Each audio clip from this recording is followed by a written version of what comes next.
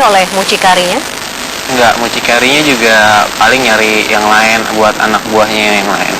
Oke. Nah, ini pembagian pendapatan, karena kan Mas masih di bawah naungan mucikari, itu bagaimana?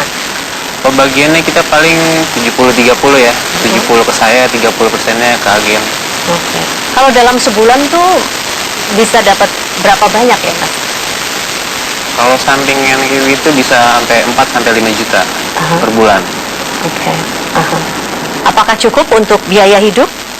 Sebenarnya nggak cukup sih ya kalau dihitung-hitung, karena kita juga banyak kebutuhan buat kesana kesini ataupun buat ngikutin gaya hidupnya ataupun gimana. Terus bagaimana Mas mengatasinya?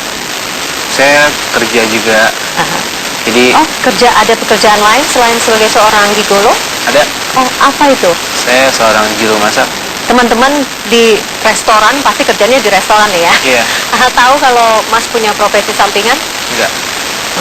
Kita tutupin itu semua karena kita juga nggak mau permaluin diri sendiri. Oke.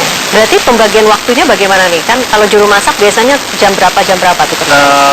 Biasanya kita ngelayanin itu pasti malam ya.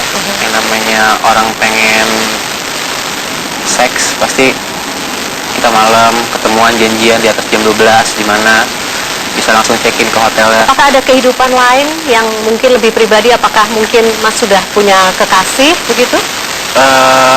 Sudah kebetulan. Kekasihnya tahu bahwa Mas ini seorang gigolo? Enggak. Tidak tahu. Kita berusaha tutupin, kita juga pengen berusaha lebih baik ya. Kalau bisa stop lah. Mas, sejauh ini pernah tidak mungkin ada perempuan yang meminta Mas menjadi kekasihnya begitu, atau istilahnya simpanannya, jadi Mas Roy tidak boleh kemana-mana selain dengan dia begitu? Ada sih, jatuhnya kita kayak apa ya, selir pribadinya ya. Selir pribadi, istilahnya seperti itu ya. Tapi kita tahu resikonya kalau gitu, orangnya pasti bakalan overprotective banget sama kita. Jadi saya tolak. Kira-kira berprofesi menjadi seorang gigolo ini ya, tentu resiko apa yang menurut Mas paling besar? Resiko paling besar pasti dari penyakit kelamin itu udah wajib ya. Otomatis kita kalau kayak begitu mesti jaga higienitasnya juga supaya kita safe, dia juga safe. Kalau perlu pakai kondom. Maksud Mas kalau perlu pakai kondom, berarti ada waktu di mana Mas tidak perlu? Ada. Kapan itu ya?